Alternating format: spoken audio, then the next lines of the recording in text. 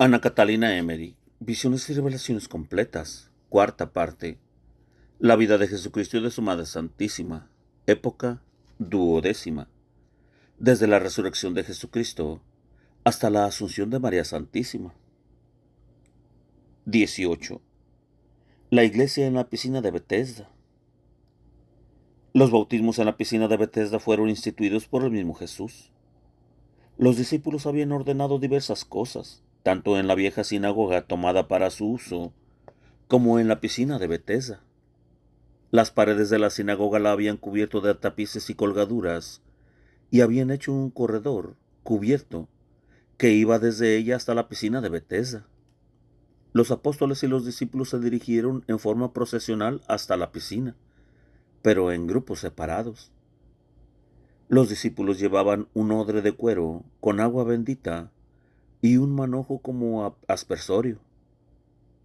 Los 5 apóstoles que habían recibido la consagración de manos de Pedro se repartieron las 5 entradas de la piscina y exhortaron a los presentes con gran entusiasmo.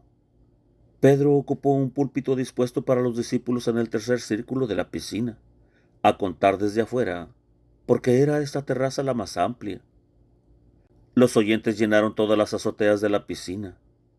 Cuando los apóstoles hablaban, se quedaban todos admirados, pues cada uno oía en su propia lengua lo que decían los apóstoles. En esta ocasión sucedió lo que narra el libro de los Actos de los Apóstoles.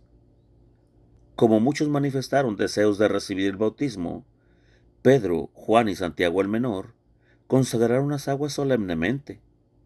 Pedro, tomando agua bendita traída en el odre desde el cenáculo, bendijo las aguas de la piscina con el aspersorio.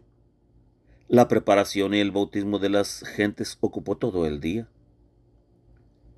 La muchedumbre se acercaba en grupos, uno después de otro, al púlpito de Pedro.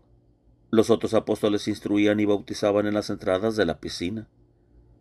María Santísima y las santas mujeres estaban en la sinagoga, ocupadas con el reparto de las vestiduras blancas a los recién bautizados.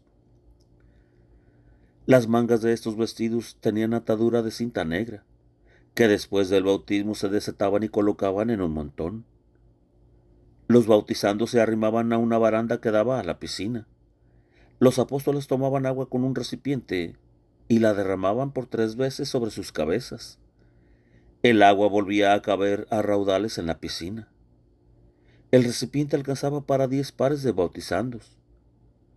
2 recién bautizados traían a otros 2 y les ponían las manos como padrinos. Estos bautizados fueron los que ya lo habían sido por Juan Bautista. Las santas mujeres fueron bautizadas aquí. Eran como 3,000 personas las que formaron la nueva iglesia ese día. Por la tarde volvieron los apóstoles y los discípulos al cenáculo. Tuvieron una cena y repartieron panes bendecidos. Después tuvo lugar la oración de la noche. Los judíos ofrecían hoy en el templo, en canastillos, 2 nuevos panes hechos con granos de este año. He visto grandes montones de estos panes que luego fueron distribuidos a los pobres. He visto también que el sumo sacerdote tenía en la mano un manojo de trigo grueso como maíz. Ofrecían en el templo ciertas raíces y frutos desconocidos para mí. Las gentes tenían paquetes de estas cosas sobre sus asnos, y el pueblo compraba de estos frutos. El pan era de su propia hechura.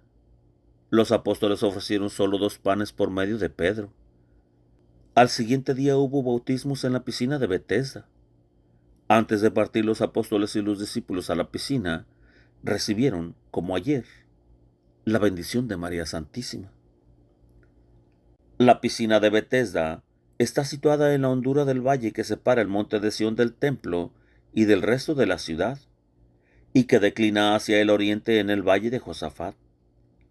Parecería que la edificación de esta piscina hubiese separado por el oeste el valle del templo, pues de una parte de ella no se podía andar alrededor como por las otras. Había aquí, en realidad, un camino ancho. Los muros estaban en parte derruidos y el sendero lleno de hierbas, arbustos y juncos, y al descender hacia el valle, más repleto de vegetación. Desde la piscina se puede ver el ángulo del Santísimo Templo entre el sur y el oeste. La piscina de las ovejas, probática, está situada al norte del templo, en el mercado de los animales, junto a la puerta probática, y está amurallada. Desde el cenáculo, que está al este de la altura de Sión, es el camino que lleva hacia Betesda, primero al oriente, por la altura de Sión, luego en semicírculo al norte, después de nuevo por el este, por un sendero en curva hacia arriba. Toda esta parte de Sión hasta la piscina de Betesda y de allí adelante hasta el valle de Josafat está lleno de ruinas y devastaciones. Entre los muros ruinosos viven familias pobres con sus viviendas adosadas a las paredes. En los declives crece mucho enervo común y en las hondonadas hierbas y juncos. Los judíos evitan pasar por estos lados. Por esto los nuevos convertidos se establecieron aquí sin oposición. La piscina de Betesda es un edificio ovalado con 5 terrazas, como en anfiteatro. 5 senderos con gradas llevan a la piscina hasta la pequeña barca, donde se hacen conducir los enfermos para ser bañados por las aguas movidas por el ángel. Había en la piscina un pilón de bronce que sobresalía de las aguas a la altura de un hombre, del grosor de una mantequera. A este pilón se llegaba por un puente de madera con baranda. En este puente he visto un caño y dentro una canilla en comunicación con el pilón. Por medio de esta canilla se abría el pilón y saltaba un chorro de agua, que podía graduarse en mayor o menor cantidad. Se podía variar la dirección del chorro y cerrar la abertura superior para que saliera el agua por los lados, derramándose en varias direcciones. A menudo he visto enfermos hacerse llevar hasta ese pilón y, abierta la abertura, hacerse bañar por el chorro de arriba o de los lados. La entrada de este pilón estaba generalmente cerrada y solo se abría para los enfermos. Ahora, en el día de Pentecostés, he visto que este pilón no funcionaba, pero en los primeros días los discípulos lo arreglaron de modo que funcionara como en otros tiempos. Las paredes posteriores a las terrazas tenían galerías pequeñas y en ellas lechos cavados en la piedra en forma de artesa para los enfermos. Estos podían ver desde todos los puntos de las terrazas la piscina y notar cuando las aguas se removían. La parte delantera de las terrazas tiene una baranda hacia la piscina. El fondo de la piscina es de una arenilla blanca, de donde brotan 3 saltos de agua que a veces se levantan sobre la superficie. La sangre de las víctimas sacrificadas en el templo llega por caños hasta la piscina. Esta piscina, junto con los edificios adyacentes, medio ruinosos, ocupa una vasta extensión. Antes que se llegue a ella, lleva el camino a un vallado, desde el cual solo 3 entradas conducen a ella.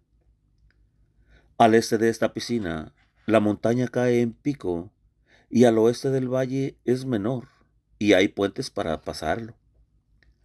La parte norte está cortada a pico y está llena de vegetación. Al noroeste hay un sendero que lleva al templo, ahora obstruido y lleno de ruinas.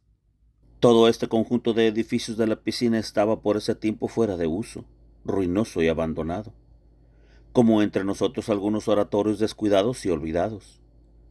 Solo algunos creyentes piadosos lo tenían en veneración y se llegaban hasta él. Desde la curación del enfermo, milagro que obró Jesús ahí, recobró la piscina alguna importancia, pero a los fariseos se les hizo el lugar más odioso que antes. Los muros exteriores estaban en parte en ruinas y algunos puntos de las terrazas muy deteriorados. Ahora todo está como renovado.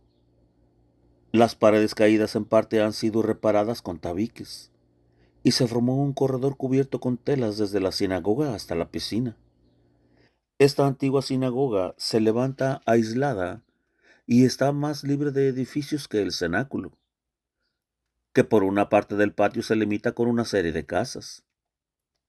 Los apóstoles y discípulos están, desde Pentecostés, ocupados en arreglar esta sinagoga como iglesia cristiana. Mientras tanto, Pedro, Juan, Andrés y Santiago el menor Se turnan en diversos lugares de la piscina y de la tercera terraza donde se levantó el púlpito de Pedro. Había siempre muchos fieles entregados a la oración con los rostros hacia tierra. No me es posible decir cuánta actividad hay en estos días entre los creyentes en tejer, extender telas, formar tabiques y hacer arreglos para la nueva iglesia y para los pobres. Esta iglesia es un edificio rectangular con ventanas colocadas muy alto. De la parte de afuera se puede subir por escalones a la terraza cubierta, donde hay 3 pequeñas cúpulas que se pueden abrir para la luz y el aire.